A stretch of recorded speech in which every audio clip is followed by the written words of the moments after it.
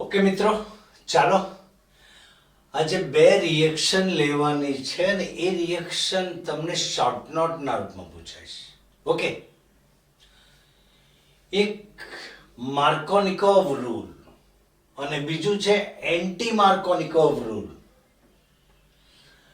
અચ્છા, માર્કોનિકોવ રૂલ શું છે અને એન્ટી માર્કોનિકોવ રૂલ શું છે? આ બંને એકબીજાની વિપરીત રિએક્શન છે. યસ, માર્કોનિકોવ રૂલ છે ને રશિયન સાયન્ટિસ્ટે આપેલો. નામ એનું માર્કોનિકોવ છે ને 1869 ની અંદર આ નિયમ એણે આપેલો. ઓકે, અચ્છા, બંને વસ્તુમાં એક વસ્તુ કોમન છે કે જ્યારે અસંમિત આલ્કીન અથવા તો અસંમિત પ્રક્રિયાશ્રય અને અસંમિત પ્રક્રિયક વચ્ચે પ્રક્રિયા થાય ત્યારે હંમેશા નિપજ બે બને. રિએજન્ટ અને સબસ્ટ્રેટ બંને અસમ હોય ત્યારે બે પ્રકારની નિપજ બને અને બે પ્રકારની નિપજમાંથી સાચી નિપજ કઈ છે એ જાણવા માટે આ માર્કોનિકોવ રૂલ ને એન્ટી માર્કોનિકોવ રૂલ છે. રિએક્શન કન્ડિશન અલગ અલગ હોય તો નિપજ અલગ અલગ થઈ જશે, ધ્યાન રાખજો. પહેલે આપણે માર્કોનિકોવ રૂલ લઈ લઈએ. અચ્છા, પ્રોપ 1 ઇન આ અસંમિત આલ્કીન છે. હાઇડ્રોક્લોરિક એસિડ આ અસંમિત પ્રક્રિયક છે. આ એક પ્રકારની યોગશીલ પ્રક્રિયા છે અને આ યોગશીલ પ્રક્રિયામાં નિયમ પ્રમાણે આલ્કીનમાં જે બે કાર્બન વચ્ચે ડબલ બોન્ડ છે એમાંથી પાઈ બોન્ડ તૂટી જશે અને એ હિસાબે બંને કાર્બનનો એક એક બંધ ઘટશે અને ઘટેલો બંધ પૂરો કરવા માટે HCl ના બે ભાગ થશે, એક હાઇડ્રોજન ને એક ક્લોરીન. તો કયો ભાગ કયા કાર્બન સાથે જોડાશે? ઇથિલિક ડબલ બોન્ડ ધરાવતા બે કાર્બન પૈકી કયા કાર્બન સાથે હાઇડ્રોજન જોડાશે અને કયા કાર્બન સાથે ક્લોરીન જોડાશે? અહીંયા આગળ બે શક્યતા છે. અહીંયા હાઇડ્રોજન એક નંબરના કાર્બન સાથે જોડાય અને ક્લોરીન બે નંબરના કાર્બન સાથે જોડાય તો નિપજ આપણી 1 ક્લોરોપ્રોપેન અને સબસિડરી પ્રોડક્ટ અથવા તો આડ પેદાશ કહેવાય. એ લેસ સ્ટેબલ છે, એની સ્થિરતા ઓછી છે. બીજી શક્યતા, હાઇડ્રોજન બીજા નંબરના કાર્બન પર જાય અને ક્લોરીન પહેલા નંબરના કાર્બન પર આવે તો નિપજ 2 ક્લોરોપ્રોપેન મળે છે, જેને સેકન્ડરી પ્રોપાઇલ ક્લોરાઇડ કહીએ છીએ. આ નિપજ મેઇન પ્રોડક્ટ છે અથવા તો આ નિપજની સ્થિરતા મોર સ્ટેબલ છે. તો આ જ નિપજ મળશે, ઓછી સ્થિરતા વાળી નિપજ મળે નહીં, મેઇન પ્રોડક્ટ જ મળશે. અચ્છા, શા માટે? તો કે ભાઈ આ નિયમ અહીંયા માર્કોનિકોવનો નામનો સાયન્ટિસ્ટ હતો ને, એ રશિયન સાયન્ટિસ્ટ હતો. 1869 માં એને રૂલ આપ્યો કે ભાઈ અસંમિત આલ્કીનની હાઇડ્રોક્લોરિનેશનની પ્રક્રિયા દરમિયાન પ્રક્રિયક છે એનો હાઇડ્રોજન એટલે ધન વિભાગ બોલો, મોર ઇલેક્ટ્રોપોઝિટિવ પાર્ટ બોલો, ક્લોરીન એટલે લેસ ઇલેક્ટ્રોનેગેટિવ પાર્ટ બોલો. પ્રક્રિયા દરમિયાન પ્રક્રિયકનો હાઇડ્રોજન દ્વિબંધ ધરાવતા બે કાર્બનમાંથી એવા કાર્બન પર જશે કે જ્યાં આગળ હાઇડ્રોજનની સંખ્યા વધારે હોય. આ 1 ને 2 નંબરના કાર્બનમાં 2 નંબરના કાર્બન પર હાઇડ્રોજન 2 છે અને 1 નંબરના ઉપર 1 છે. તે હાઇડ્રોજન હંમેશા 2 નંબરના કાર્બન પર જશે ને ક્લોરીન હંમેશા 1 નંબરના કાર્બન પર આવશે. હાઇડ્રોજન અહીંયા મૂડી તરીકે લઈ આપણા દેશનું અર્થતંત્ર જેવું છે. પૈસાદાર વર્ગ દિવસે દાડે પૈસાદાર થતો જાય ને ગરીબ દિવસે દાડે ગરીબ થતો જાય. તો બે કાર્બનમાંથી કયો કાર્બન પૈસાદાર છે?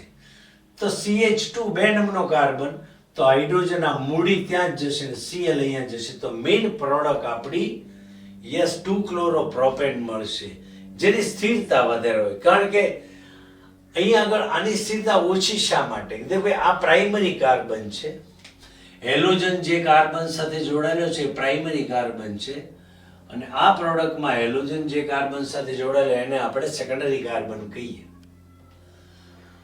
તો સેકન્ડરી કાર્બનની સ્થિરતા હંમેશા પ્રાઇમરી કાર્બન કરતા વધારે હોય, એટલા માટે 2-ક્લોરોપ્રોપેન મેઇન નિપજ છે. અચ્છા, એન્ટી માર્કોનિકોવ રૂલ શું છે? રિએક્શનના પ્રક્રિયાશ્રય અને પ્રક્રિયકો આ જ છે. અસંમિત આલ્કીનમાં અસમપ્રક્રિયક પ્રક્રિયા કરે ત્યારે 2 નિપજ મળે છે. પણ અહીંયા આગળ ઉદ્દીપક તરીકે પેરોક્સાઇડ સંયોજન હાઇડ્રોજન પેરોક્સાઇડ લો યા બેન્ઝોઇલ પેરોક્સાઇડ વાપરો. હાઇડ્રોજનને જવા માટે 2 શક્યતા છે. હાઇડ્રોજન 1 નંબરના કાર્બન પર જાય અને ક્લોરીન બીજા નંબરના કાર્બન પર જાય તો 1-ક્લોરોપ્રોપેન મળે. હાઇડ્રોજન 2 નંબરના કાર્બન પર જાય અને ક્લોરીન 1 નંબરના કાર્બન પર જાય તો 2-ક્લોરોપ્રોપેન મળે.